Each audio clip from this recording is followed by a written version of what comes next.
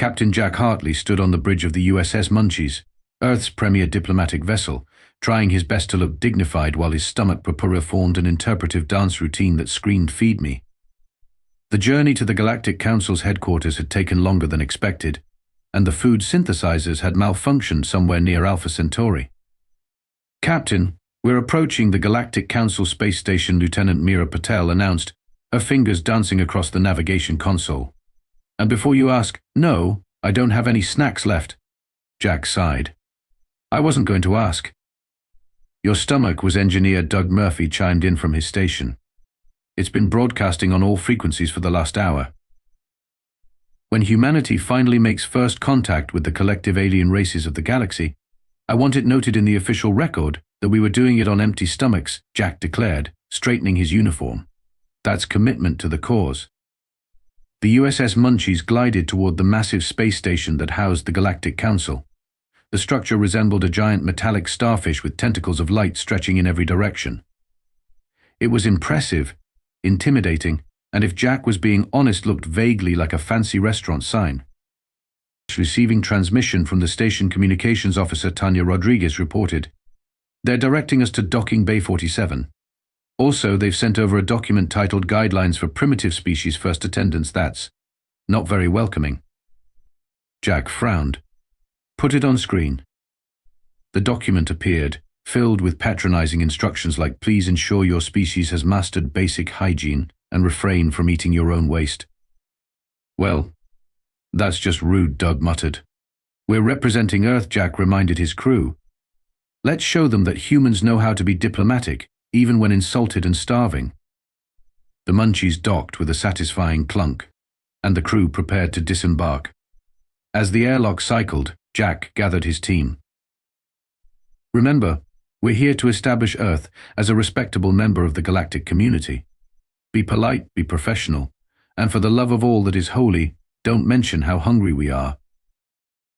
They stepped through the airlock into a massive reception area where dozens of alien species milled about. Some floated, some slithered, others had so many appendages it was hard to tell which end was which. A tall, blue-skinned alien with a crest of what looked like metallic feathers approached. "Ah, the humans have arrived. I am Ambassador Zrel of the Xeldorian Empire, current chair of the Galactic Council." Jack offered the formal greeting they'd practiced. "Ambassador Zrel, we bring greetings from Earth and look forward to—" Yes, Zrel interrupted, waving a three-fingered hand dismissively. "We've read your species profile. Bipedal mammals, carbon-based, barely 1,000 years of spaceflight experience. Quaint." Doug coughed something that sounded suspiciously like jerk. "Your accommodations have been prepared according to your limited needs," Zrel continued. "We've even included what our database calls snacks, though we can't imagine why a species would need to consume energy so frequently. Most evolved races have moved beyond such inefficiencies." Jack's stomach chose that moment to growl so loudly that several nearby aliens turned in alarm. Zrel's metallic feathers flattened against his head. "Is that a weapon?" "No," Jack replied with a forced smile. "Just a reminder that the journey was long." "Fascinating," Zrel said, not sounding fascinated at all. "How does your species expect to defend itself in the galaxy when you can't even control your own digestive systems?" And just like that, humanity's first impression on the galactic stage was set primitive, hungry, and apparently armed with noisy stomachs. The human delegation followed Ambassador Zrel through corridors that seemed deliberately designed to make them feel small and insignificant. Massive viewports showcased the Xeldorian fleet's sleek vessels that made Earth's most advanced ships look like bathtub toys. And here Zrel gestured grandly toward a particularly massive warship, "Is the pride of Xeldoria, flagship of our defense forces, capable of reducing a small moon to cosmic dust in approximately 4.3 of your Earth minutes." Jack exchanged glances with Lieutenant Patel, who subtly rolled her eyes. "Very impressive," Jack said diplomatically. "Earth is more focused on peaceful exploration, but we maintain adequate defensive capabilities." Zrel made a sound that might have been a laugh, if laughs could sound simultaneously condescending and pitying. "Adequate. Yes, that's precisely the word I would use." Their tour culminated in a vast chamber where various alien representatives were gathered. At the center stood a Xeldorian with a crest twice as large as Zrel's, adorned with what appeared to be actual precious metals woven into the feather-like structures. "Ah, Admiral Vrex," Zrel called out. "Our newest council applicants have arrived. The humans." Admiral Vrex turned slowly, as if the effort of acknowledging their existence was barely worth his time. His eyes, all four of them, scanned the human delegation with unconcealed disdain.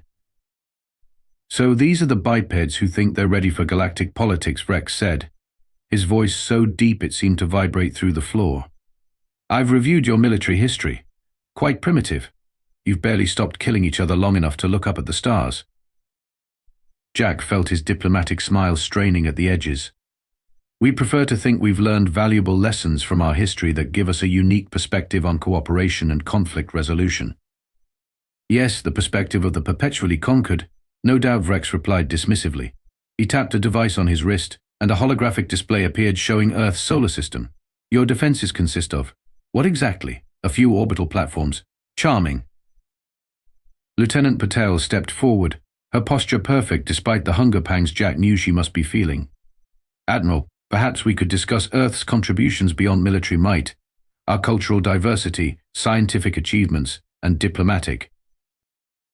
Lieutenant Meera Patel, Vrex interrupted, pulling up her file on his holographic display. "Graduate of Earth's International Diplomatic Corps, specialized in cross-cultural negotiations," and his eyebrows, or whatever passed for eyebrows among Xeldorians, raised slightly. "Winner of something called the Galactic Burger Challenge 3 years running." "What is this?" The other aliens in the room turned to stare at Meera, who maintained her composure admirably. "Competitive eating is a sport on Earth," she explained calmly. "It demonstrates discipline, determination, and the ability to push beyond perceived limitations. You compete to see who can consume the most nutrients in one sitting." A tentacled alien from across the room sounded genuinely horrified. "For entertainment." "The current record is 57 burgers in 10 minutes, Meera stated with quiet pride. "Mine." The room erupted in murmurs. Jack noticed with satisfaction that several alien species were now regarding humans with something closer to disturbed fascination than dismissal. Admiral Vrex, however, remained unimpressed. "How utterly barbaric. This only confirms what we suspected: your species is still bound by primitive biological imperatives. The truly advanced races have moved beyond such base concerns." He gestured to a Xeldorian server, who approached with a tray of small glowing cubes. "We, for instance, require nutrient absorption only once per lunar cycle. These energy matrices contain all necessary sustenance." Jack took one of the cubes politely. It had the consistency of styrofoam and tasted like what he imagined licking a battery might. "Delicious," he lied, fighting the urge to spit it out. Admiral Vrex circled the human delegation like a predator, his metal-crested head reflecting the ambient light. "Let me be direct, Captain Hartley. The Galactic Council has standards, requirements. Earth barely registers as a technological blip in this sector. Your application for membership is being considered as a courtesy, nothing more." Doug Murphy muttered under his breath, "Anyone else getting hungry for seafood? Something with a nice metal crest on top." Jack shot him a warning look before addressing Vrex. "We understand that Earth has much to learn, Admiral. That's precisely why we're here: to learn, to grow, and to become valuable contributors to galactic society." "Noble sentiments," Vrex replied with a dismissive wave. "But sentiment doesn't defend borders or advance civilization. Come, Ambassador Zrel will show you to your accommodations. Tomorrow we begin the formal assessment of Earth's application. I suggest you prepare yourselves for disappointment." As they were led away, Communications Officer Rodriguez leaned close to Jack. "Captain, I've been monitoring their secure channels. The Xeldorians are discussing us, and not favorably. They keep using a term that translates roughly as snack-dependent primitives." Jack's empty stomach clenched with something beyond hunger. "Let them underestimate us," he said quietly. "It wouldn't be the first time humanity has been dismissed by those who thought themselves superior." Behind them, Admiral Vrex watched with calculating eyes, completely unaware that he had just insulted perhaps the one thing humans took more seriously than even war or peace food. 3 days into the negotiations, Captain Hartley received an emergency transmission from Earth Command. "Captain, this is Admiral Wong.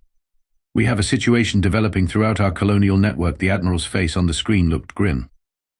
The Xeldorians have established blockades around all our major supply routes. They're calling it a standard security protocol, but none of our supply ships can get through. Jack felt a cold knot form in his stomach. All supply routes, including food shipments. Especially food shipments, one confirmed. Mars colony is down to 2 weeks of rations. Europa Station reports similar reserves. The lunar bases might hold out longer, but not by much. Have they given any explanation? Jack demanded, his diplomatic facade cracking. They claim it's a standard assessment procedure for new applicant species. According to them, they're evaluating our resource management capabilities under mild stress conditions. Jack clenched his jaw. Mild stress. Right.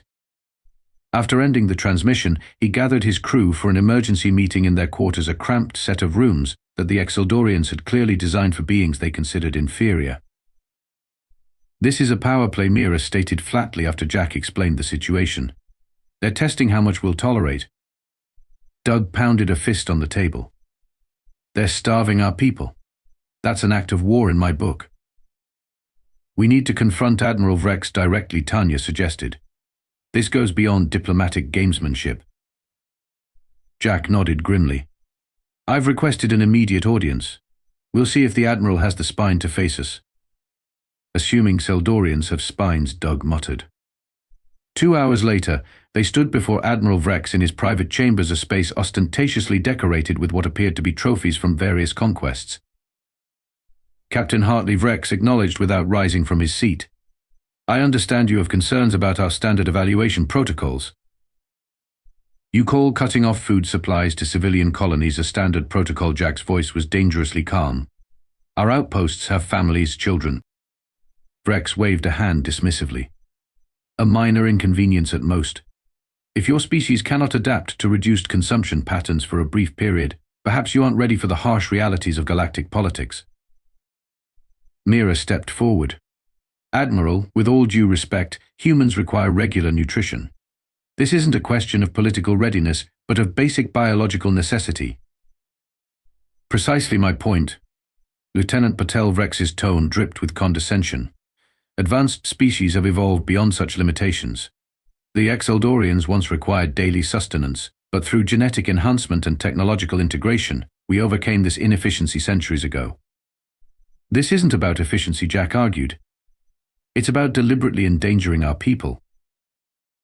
Consider it motivation to advance your evolution, Vrex replied with a dismissive flick of his metallic crest. Perhaps your species should evolve beyond such primitive needs as constant sustenance. The room temperature seemed to drop several degrees as the human delegation fell silent. That, Jack said quietly, was a mistake. Vrex blinked his 4 eyes in sequence. A gesture they'd learned indicated amusement. Was it? What will you do, Captain? Your ships can't break our blockades. Your weapons can't harm our vessels. You have no leverage here. Jack stepped closer, close enough that the Admiral finally showed a flicker of discomfort. Admiral Vrex, in human history, there has never been a more dangerous force than hungry humans with something to prove. You're not testing our resource management. You're about to get a first-hand lesson in why every predator species on our planet evolved to fear us. Empty threats from an empty stomach, Vrex scoffed. Jack's smile held no warmth whatsoever. You haven't seen what happens when we get hungry. As they turned to leave, Tanya whispered, Captain, what exactly are you planning? Jack's eyes gleamed with a dangerous light. Something the diplomacy handbook definitely doesn't cover. Contact Earth Command. Tell them to activate Protocol Hangry. Doug's eyes widened. Not Protocol Hangry. Are you sure? I've never been more sure of anything in my life, Jack replied. Let's show the galaxy what happens when you come between humans and their food. Protocol Hangry is a go. I repeat, Protocol Hangry is a go. Admiral Wong's face on the secure channel displayed a mix of concern and grim satisfaction. Captain, you understand what you're authorizing? Once activated, there's no going back. I'm aware, Admiral Jack replied. But the Xeldorians have left us no choice. They want to see how humans handle resource deprivation. They're about to find out. The Admiral nodded solemnly. Very well. The HMS Fridge Raider has been notified. They're moving into position as we speak. Earth command out. Mira raised an eyebrow. The Fridge Raider? That vessel isn't in any official registry. That's because officially, it doesn't exist, Jack explained, lowering his voice despite their secure quarters. After the food riots of 2103, Earth's combined governments realized something: hungry humans are unpredictable, resourceful, and terrifyingly effective. I remember studying the food riots in history class, Tanya said. Didn't a group of starving colonists on Mars hijack a supply ship using nothing but kitchen utensils and condiments? Jack nodded. The legendary ketchup commandos. They overtook a military-grade vessel with spatulas, meat thermometers, and determination. After that incident, Earth Command developed Protocol Hangry, a military strategy that doesn't just work, despite food deprivation, but actively harnesses it. The HMS Fridge Raider is staffed entirely by soldiers who haven't eaten in 48 hours, Doug added with something like reverence in his voice. They're trained to operate on nothing but spite and caffeine. It's both horrifying and beautiful. Back on the diplomatic front, the human delegation attended the Galactic Council's formal session with suspiciously pleasant smiles. The humans appear unusually cheerful today, Ambassador Zrel noted to Admiral Vrex, watching Jack and his crew take their seats. A facade, Vrex dismissed. Their colonies are reporting critical food shortages. They'll cave to our demands within days. Across the chamber, Jack checked his comms device discreetly. A single message flashed: Hangry Squad deployed. Operation Midnight Snack commencing in 3, 2, 1. Precisely 1 second later, the chamber's lights flickered. Then, the artificial gravity stuttered. Several alien delegates floated momentarily before crashing back to their seats. What's happening? Demanded a gelatinous representative from the Blobulon Collective. Admiral Vrex's communication device erupted with urgent messages. His metallic crest flattened against his skull as he read them. Impossible, he muttered. Security report. The main view screen activated automatically, showing external footage of the space station. In the distance, a sleek black ship with minimal markings had appeared, seemingly out of nowhere. Across its hull, in barely visible lettering, was its name: HMS Fridge Raider. Unidentified vessel, you have entered restricted space, a Xeldorian security officer announced. Power down and prepare to be boarded or... The transmission cut off abruptly. Or what? Jack asked innocently. Vrex glared at him. What is the meaning of this? What have you done? We've done nothing, Jack replied, examining his fingernails casually. But I should warn you, the crew of that particular ship hasn't had breakfast, or dinner, or lunch before that. A new transmission cut through on all frequencies. A haggard-looking human commander appeared on screen, eye twitching slightly, clutching what appeared to be an empty coffee mug. This is Commander Alexis Rivera of the HMS Fridge Raider, she announced, her voice unnervingly calm. We've detected significant food supplies aboard this station while Earth colonies starve. This discrepancy will now be corrected. You wouldn't dare, Vrex sputtered. Admiral Jack said quietly, you made a critical error in your assessment of humanity. Throughout our history, our greatest innovations, our most desperate victories, our most incredible feats, they've almost always happened when we were hungry, tired, and pushed beyond our limits. The view screen showed multiple smaller craft deploying from the Fridge Raider, heading straight for the station's supply docks. Captain Hartley, Admiral Vrex hissed, call off your ships immediately. Jack smiled pleasantly. I would. But you see, there's a saying on Earth: never get between a hungry human and a meal. Even I wouldn't stand in their way now. The first explosions rocked the station as Operation Midnight Snack officially began. The Galactic Council chamber had devolved into chaos. Delegates from across the galaxy scurried, slithered, or hovered in panic as the station's alarms blared. Security forces rushed to defend the supply docks, but they were encountering a foe unlike any they'd faced before. Admiral, a Xeldorian security chief, reported, his metallic crest vibrating with stress, the humans from the Fridge Raider have breached 3 security checkpoints and are advancing toward the central food storage. They're unstoppable. Through the security feeds, the Council watched in horror as a team of wild-eyed humans demolished a squad of elite Xeldorian guards. The humans moved with frenzied energy, fighting with the desperate efficiency of predators who hadn't eaten in days. "What are they doing now?" Ambassador Xrel asked, his voice rising in pitch as he watched a human engineer approach a sealed door. "That's engineer specialist Rodrigo Diaz," Doug explained helpfully. "Three-time winner of Earth's Hack It or Crack It competition. Also hasn't eaten since yesterday." On screen, Rodrigo pulled out what appeared to be standard kitchen implements and began manipulating the security panel with frightening precision. Is that a spatula he's using to override our military-grade security system?" Vrex asked in disbelief. "Actually, it's an egg flipper," Mira corrected. "Slightly more versatile." The doors to the central food storage slid open. Commander Rivera led her team inside, where they discovered mountains of confiscated Earth supplies alongside the station's regular provisions. "Captain Hartley," Commander Rivera's voice came through on the public channel. "We've located the redirected Earth shipments. Permission to implement the serial killer maneuver."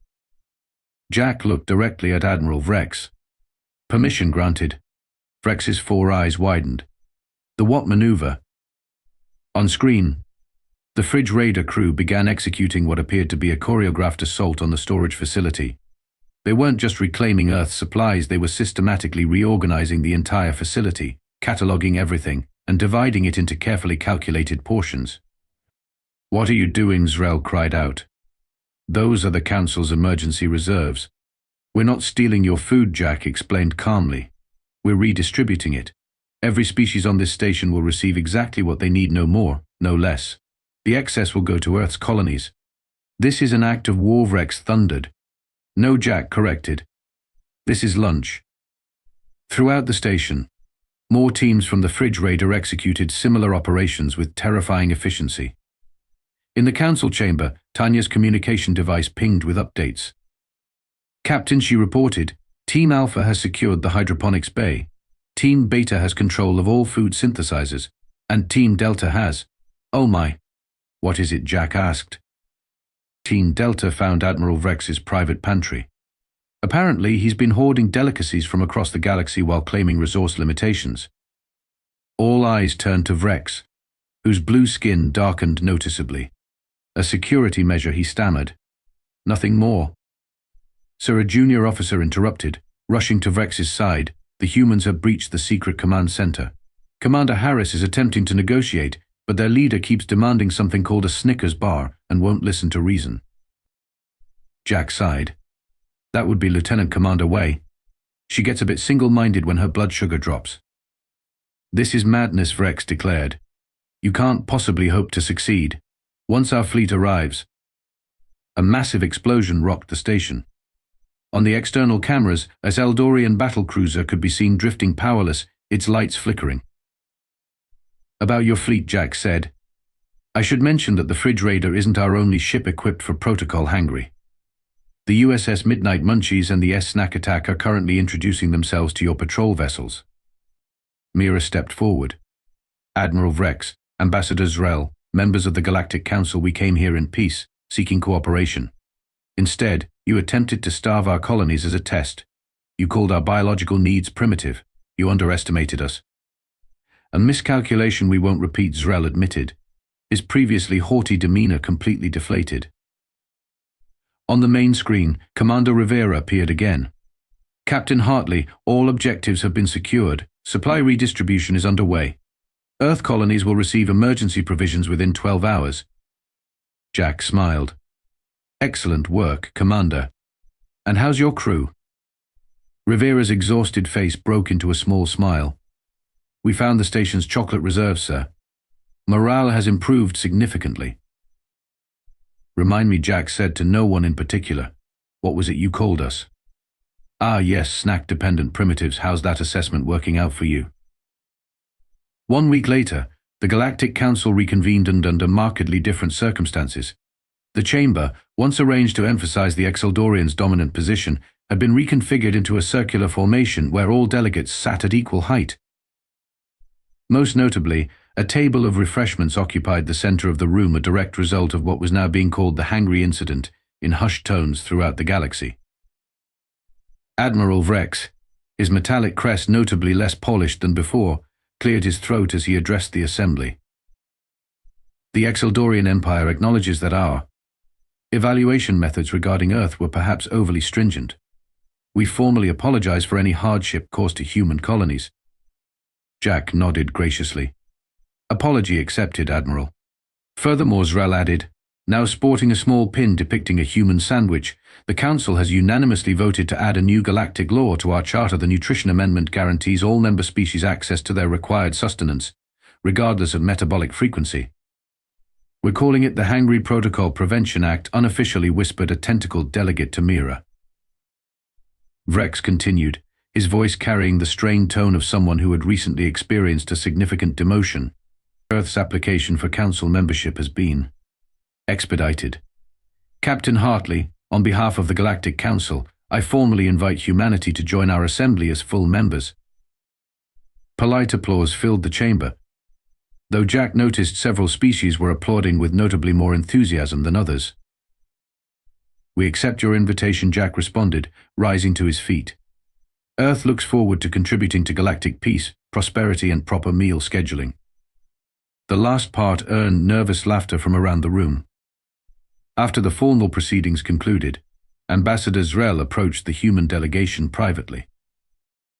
"Captain Hartley, I must confess something. Our initial dismissal of your species was not merely arrogance. It was strategic." Oh, Jack raised an eyebrow. "The Xeldorians have dominated the Council for centuries through careful manipulation and occasional intimidation," Zrel explained, his voice low. "When our intelligence reported that humans performed exceptionally well under stress, particularly food-related stress, Admiral Vrex saw you as a potential threat to our influence. So you decided to test that theory by cutting off our food supplies," Jack concluded. "Not your brightest moment." Zrel's feathers flattened in embarrassment, a catastrophic miscalculation.